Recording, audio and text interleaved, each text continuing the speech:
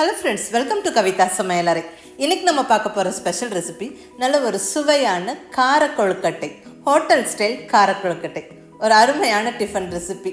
நம்ம ஈஸியாக பிளான் பண்ணி குயிக்காக ஒரு 10-15 நிமிஷத்தில் பண்ணிடலாங்க. ரொம்ப நல்ல டேஸ்ட்டாக இருக்கும், எல்லாருமே விரும்பி சாப்பிடுவாங்க.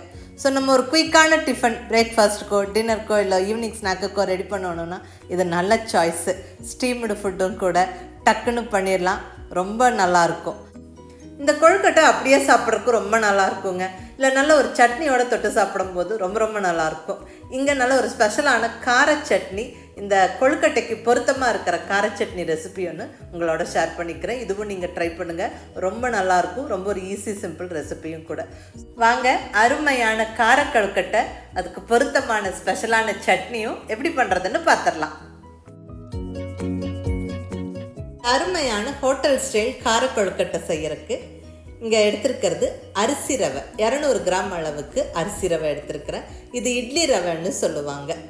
இது ஒன்றும் இல்லைங்க, புழுங்கல் அரிசி, பார்பாயில்டு ரைஸை நல்லா இப்படி ரவையாக பிடிச்சி வச்சுக்கிறது. அதாவது அரிசியை ரொம்ப ஃபைனாக அரைச்சி அரிசி மாவாக்காமல் ரவை மாதிரி பிடிச்சி வச்சுக்கிறது தான் இந்த அரிசி ரவை. இது இன்ஸ்டன்ட் இட்லி பண்ணுறக்கும், அதே மாதிரி இந்த கொழுக்கட்டை, குழாப்புட்டு இதெல்லாம் பண்ணுறதுக்கு ரொம்ப யூஸ்ஃபுல்லாக இருக்குங்க. இது இப்போல்லாம் கடைகள்லையே ஈஸியாக கிடைக்குது. நம்ம கடையில் வாங்கி யூஸ் பண்ணலாம், வீட்லேயும் ஈஸியாக பண்ணிடலாம். அரிசியை கழுவி காய போட்டு ரவை மாதிரி பிடிச்சி எடுத்து ஸ்டோர் பண்ணிக்கிட்டா இந்த மாதிரி கொழுக்கட்டையெல்லாம் நினச்ச உடனே நம்ம செஞ்சிடலாம். ஹோட்டல்லலாம் அரிசி ரவை வச்சு தான் கொழுக்கட்டை செய்வாங்க. இப்போ இந்த ரவையில் நல்ல தண்ணி விட்டு நல்ல ஒரு 10 நிமிஷம் ஊற வச்சிடலாங்க. 1 கப்பு ரவைக்கு 2.25 கப்பு தண்ணி விட்டு நல்லா கலந்து விட்டுட்டு ஊற வைக்கணும். ஃபஸ்ட்டு 1 கப்பு விட்டு நல்லா கலந்தாச்சுங்க. இப்போ மறுபடியும் நல்லா ஒரு 1.25 கப்பு தண்ணி விட்டு நல்லா ஒரு 10 நிமிஷம் ஊற வச்சிடலாம். ஸோ இருக்கட்டும், நம்ம இந்த டைம் கேப்பில் தாளிப்பு ரெடி பண்ணிடலாம். இங்கே ஸ்டவ்வில் கடாய் வச்சாச்சு. கடாய் சூடானதுக்கப்புறம் 2 ஸ்பூன் ஆயில் சேர்த்துக்கிறேன். இந்த ஆயில் கொஞ்சம் சூடாகட்டும். இதில் 1 டீஸ்பூன் கடுகு, 1 டீஸ்பூன் உளுந்தம்பருப்பு சேர்த்து நல்லா பொரிய விட்டுறலாம். கூடவே 1 டீஸ்பூன் கடலைப்பருப்பும் சேர்த்துக்கலாம். இந்த பருப்பெல்லாம் நல்லா பொரிஞ்சு வரட்டும். இப்போ நல்ல ஃப்ரெஷ்ஷான கருவேப்பிலை ஒரு கொத்து பொடியாக நறுக்கி சேர்த்துடலாம். கூடவே பொடியாக நறுக்குன்னு 2 பச்சை மிளகாய். அடுத்ததாக ஒரு பெரிய வெங்காயத்தை நல்ல பொடியாக நறுக்கி சேர்த்து விட்டு நல்லா வதக்கிடலாங்க. நல்லா கலர் மாறுற வரைக்கும் வதங்கணும். ரொம்ப நேரம் வதக்கணும்னு அவசியம் இல்லை, ஒரு 2 நிமிஷம் மட்டுமே வதக்கிக்குவோம். வெங்காயம் கொஞ்சம் க்ரன்ச்சியாக இருந்தால் நல்லாயிருக்கும். ஸோ இப்போ ஓரளவுக்கு வெங்காயத்தை வதக்கியாச்சு. இப்போ இந்த ஸ்டேஜில் துருவின தேங்காய் ஒரு சின்ன கப் அளவுக்கு சேர்த்துடலாங்க. நல்லா 1 நிமிஷம் வதக்கி விட்டுருவோம். தேங்காய் மிஸ் பண்ணாமல் சேர்த்துக்கங்க. நம்ம கொழுக்கட்டை சாப்பிடும்போது இந்த தேங்காய் வாயில் கடிப்படும்போது நல்ல ஒரு இன்ட்ரெஸ்டிங்கான டேஸ்ட்டில் இருக்கும், ரொம்ப நல்லாயிருக்கும். ஸோ மிஸ் பண்ணாமல் சேர்த்துக்கங்க. இப்போ ஊற வச்ச அரிசி ரவையை சேர்த்து விட்டுறலாம். இப்போ நல்லா ஊறின ரவை சேர்த்தாச்சு. கூடவே பொடியாக நறுக்குன்னு கொத்தமல்லி இலை, இந்த டிஷ்ஷுக்கு தேவையான அளவு உப்பு சேர்த்து விட்டு நல்லா கலந்து விட்டுருவோம். ஸ்டவ் மீடியம் ஃப்ளேமில் வச்சுக்கிட்டு நல்லா கலந்து விடுவோம். நம்ம 1 கப்பு ரவைக்கு 2.25 கப்பு தண்ணி விட்டு நல்லா ஊற வச்சுருந்தோம். ரவை நல்லா தண்ணி இழுத்து ஊறின ரவையை தான் நம்ம இப்போ சேர்த்துருக்குறோம். ஒரு 4-5 நிமிஷம் ஸ்டவ்வை மீடியம் ஃப்ளேமில் வச்சுக்கிட்டு நம்ம கிளறி விட்டோம்னா இந்த அரிசி ரவை ஆல்மோஸ்ட் வெந்துடும். நல்லா உப்புமா போல் வெந்துடும். பார்க்குறக்கும் சாப்பிட்றக்கும் நல்ல உதிரியான உப்புமா போல் இருக்கும். நல்லா கிளறியாச்சு. இப்போ ஸ்டவ்வை ஆஃப் பண்ணி விட்டுறலாம். நல்லா ஆறட்டும். நல்லா ஆறி கை பொறுக்கிற சூடு வந்ததுக்கப்புறமா இப்போ நம்ம எடுத்து கொழுக்கட்டைகளாக உருட்டி ஆவியில் வேக வச்சிடலாம்.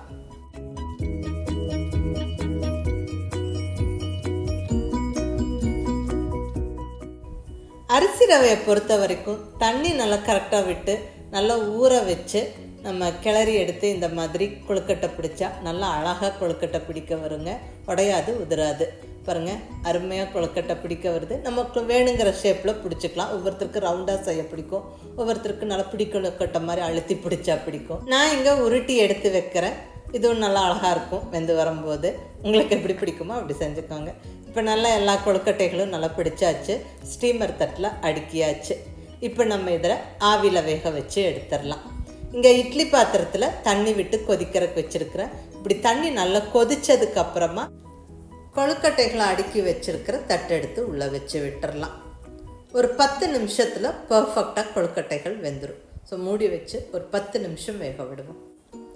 இப்போ இந்த டைம் கேப்பில் நம்ம நல்ல ஒரு சட்னி ரெடி பண்ணிடலாங்க. இங்கே ஸ்டவ்வில் பேன் வச்சாச்சு. பேன் சூடானதுக்கப்புறம் 1 டேபிள் ஸ்பூன் ஆயில் சேர்த்துக்கிறேன். இதில் 1 டீஸ்பூன் உளுந்தம்பருப்பு, 1 டீஸ்பூன் கடலைப்பருப்பு சேர்த்து நல்லா பொரிய விட்டுறலாம்.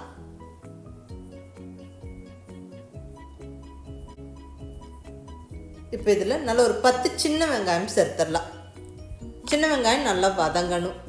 சின்ன வெங்காயம் சேர்த்து சட்னி பண்ணும்போது ரொம்ப நல்லா டேஸ்ட்டாக இருக்கும். சின்ன வெங்காயம் இருந்தால் சின்ன வெங்காயம் சேர்த்துக்கோங்க. அப்படி இல்லைன்னா ஒன்றும் பிரச்சனை இல்லை, பெரிய வெங்காயம் சேர்த்துக்கலாம். இப்போ வெங்காயம் நல்லா ஓரளவுக்கு வதங்கிருச்சு. இப்போ இதில் ஒரு சின்ன பீஸ் இஞ்சி, ஒரு 1/2 இன்ச்சு இஞ்சி சேர்த்தாச்சு. கூடவே 3 வரமிளகாய், இந்த சட்னிக்கு தேவையான காரத்துக்கு உங்கள் டேஸ்ட்டுக்கு தகுந்த மாதிரி சேர்த்துக்கோங்க. இது கூட நல்ல புளி ஒரு சின்ன பீஸ் சேர்த்து நல்லா வதக்கி விட்டுறலாங்க. அடுத்ததாக ஒரு பெரிய சைஸ் தக்காளியை சின்ன சின்ன பீசஸாக கட் பண்ணி சேர்த்து விட்டு நல்லா வதக்கிடலாம். தக்காளி நல்லா சாஃப்ட் ஆகிற வரைக்கும் வதங்கணும். இப்போ அடுத்தது நல்ல ஃப்ரெஷ்ஷான புதினா இலைகள் ஒரு சின்ன கப் அளவுக்கு சேர்த்துக்கிறேன். அதாவது இதில் ஒரு 25-30 இலை இருக்கும். நல்லா இதை சேர்த்து வதக்கி இந்த தக்காளி சட்னி செய்யும்போது ரொம்ப நல்ல ஒரு டேஸ்ட்டாக இருக்கும். ஸோ மிஸ் பண்ணாமல் சேர்த்துக்கங்க. நல்ல ஒரு ஸ்பெஷல் டேஸ்ட்டில் இந்த சட்னி இருக்கும்.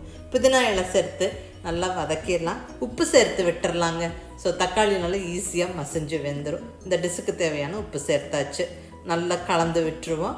தக்காளி ஒரு 2 நிமிஷத்தில் நல்லா கரைஞ்சி வெந்துடும். பாருங்கள், தக்காளி நல்லா சாஃப்ட் ஆகிடுச்சு.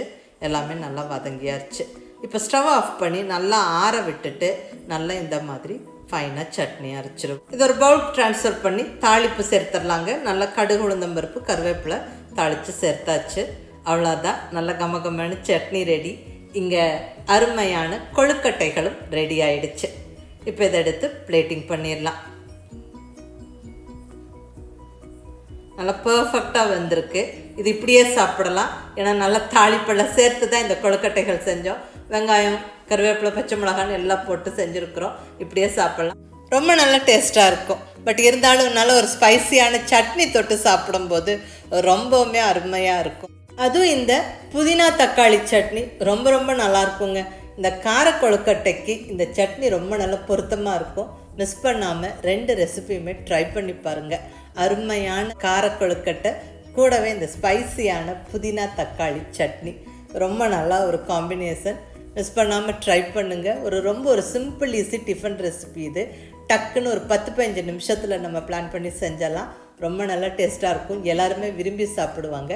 ட்ரை பண்ணி பார்த்துட்டு எப்படி இருந்ததுன்னு உங்கள் ஃபீட்பேக் சொல்லுங்கள். பிடிச்சிருந்தால் லைக் பண்ணி, ஷேர் பண்ணி, கமெண்ட் பண்ணுங்கள். கவிதா சமையலறை சப்ஸ்கிரைப் பண்ணி என்னோடய மற்ற ரெசிபிஸும் வீடியோஸும் பாருங்கள். தேங்க்யூ.